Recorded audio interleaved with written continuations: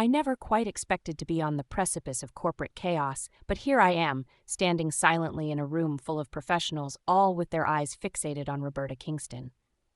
Her usually poised expression is now contorted into disbelief and horror. I feel an odd mix of vindication and fear because I'm the reason she's unraveling in front of everyone. Rewind to a few months ago when I was just the IT girl, the tech whiz that everyone only noticed when something needed fixing. Roberta, the CEO of our glamorous tech firm, once called me disposable during a casual conversation, as though I wasn't just within earshot, but also entirely invisible. That one word was the crack that split my quiet world of complacency and drove me to do something unthinkable. I remember the day I overheard her glib dismissal of my existence. It was during a luncheon, a backdrop of clinking glasses and polite laughter. She was speaking with her circle, other high-level execs who could never imagine a slip from their pedestal. The words were carried on a wave of laughter, and as they landed, they pierced something deep inside me. Afterward, I retreated to my corner office, where the hum of computers and the soft glow of monitors were my only comfort. I'd always been fascinated by codes and security systems, weaving through networks like a ghost. My role in IT was a natural fit, but it was also a golden cage. I watched people like Roberta make millions off systems I helped maintain, their bonuses enough to pay off my student loans multiple times over. The disparity was glaring, and for the first time I let the injustice of it seep into my bones.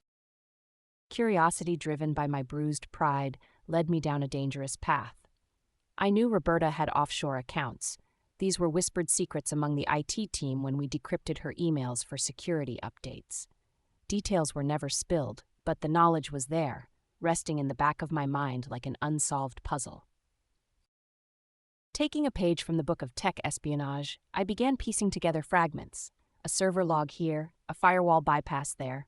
It was surprisingly easy to navigate around the systems I helped build. I was careful, methodical, ensuring no trace was left behind. The accounts were locked behind layers of encryption, but breaking codes was my forte, my playground. I still remember the adrenaline rush when I finally accessed her primary account. It felt surreal, like standing on the edge of a cliff with the wind pulling you forward. From there, it was a domino effect. Names, numbers, transfers. The web of deceit spun wider than I imagined. At that moment, power felt intoxicating, and I knew I was crossing a line that couldn't be uncrossed. The decision to reroute the funds was both a rebellion and a test of my ethical boundaries. It was not an impulsive act. I spent nights debating, questioning whether this was justice or pure retaliation, but every time I recalled her dismissive laughter, my resolve hardened. I funneled the money into anonymous accounts, making sure it was virtually untraceable. Each transaction was a calculated risk, a thrill ride with no safety net. Days turned into weeks, and I lived a double life. By day, the diligent IT girl. By night, an unseen force dismantling a carefully constructed facade of wealth. Then came today, the day when the deception unraveled in broad daylight. An emergency board meeting was called, and I was in the room under the guise of network support. The air was thick with tension, as financial reports were projected on the screen, numbers glaring in their betrayal. Roberta stood at the helm, her composure slowly crumbling as the truth sank in. Her offshore accounts were empty. The numbers didn't lie, and from the murmurs and gasps around the room, it was clear that everyone knew what this meant. The golden parachute she so often bragged about had failed to open, leaving her in freefall.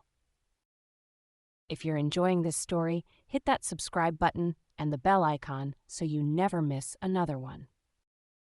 It was hard to meet her eyes, but once I did, there was a moment of understanding, a silent acknowledgement of the unseen war that had been waged. She looked away quickly, her face a storm of emotions. Panic was setting in, and I felt an unexpected pang of guilt. Was I just as ruthless as her now?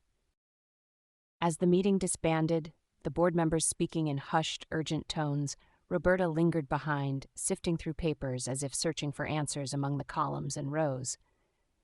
I turned to leave, but a voice halted my steps.